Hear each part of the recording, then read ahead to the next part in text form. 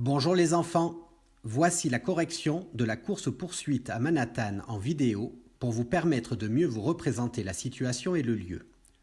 Vous l'avez compris, pendant la course-poursuite, New York et plus particulièrement un de ses quartiers Manhattan possède énormément de buildings et cette vidéo en 3 dimensions devrait vous permettre de véritablement vous en rendre compte. Cette course-poursuite a débuté au niveau de la Statue de la Liberté, qui se trouve sur une île nommée Liberty Island.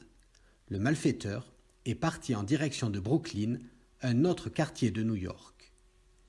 Il a longé Governor's Island, qui a été jusqu'en 1996 une base de l'armée américaine.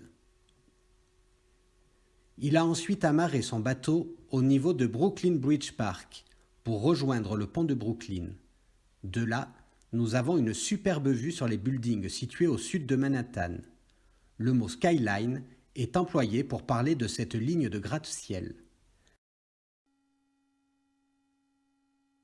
Cette partie de Manhattan correspond au quartier de Wall Street, la bourse de New York.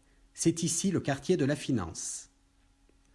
Le malfaiteur a ensuite traversé Battery Park. C'est ici que la plupart des gens embarquent sur les ferries pour aller visiter la Statue de la Liberté. Puis il est arrivé au niveau du One World Trade Center.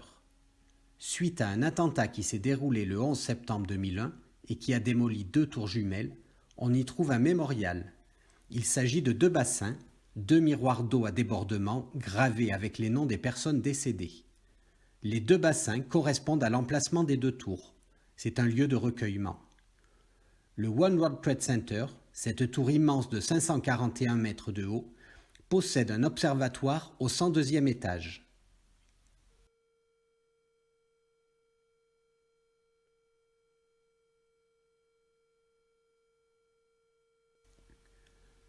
Le malfaiteur a ensuite poursuivi son chemin dans une zone où les immeubles sont beaucoup moins hauts. Il a emprunté la rue de Broadway, très connue, avant de rester un long moment sur la 4e avenue.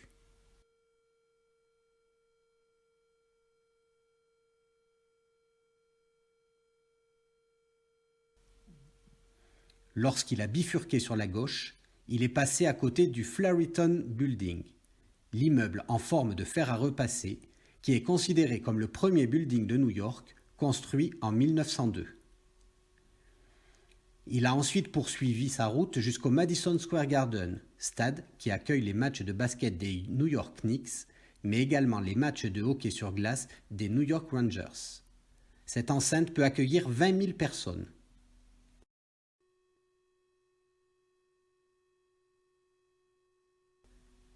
Puis s'est dressé devant lui le fameux Empire State Building, escaladé à main nue par un professionnel français.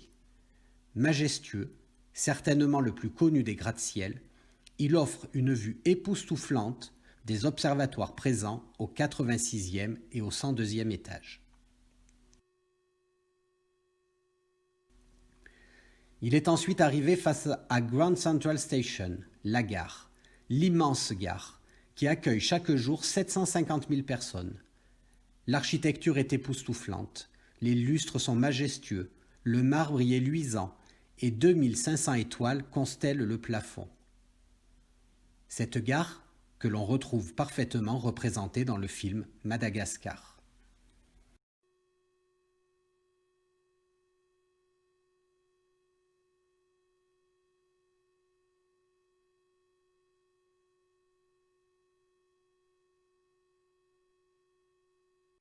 Il a ensuite poursuivi son chemin jusqu'à Times Square, lieu de la démesure avec son lot de gratte-ciel, d'écrans géants et de foules oppressantes.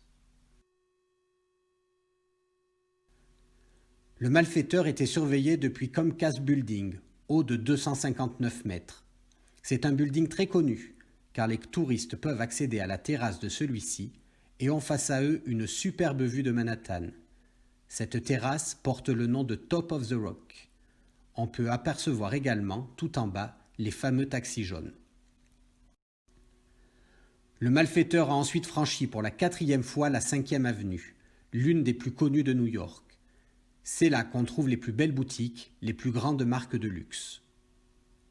Il a ensuite longé un autre building immense, le 432 Park Avenue, haut de 426 mètres et qui possède 85 étages, avant de se faire arrêter à Central Park, un parc gigantesque long de 4 km où les gens viennent en nombre pour se retrouver au calme, pique-niquer, faire du sport, tout simplement se balader ou visiter le zoo.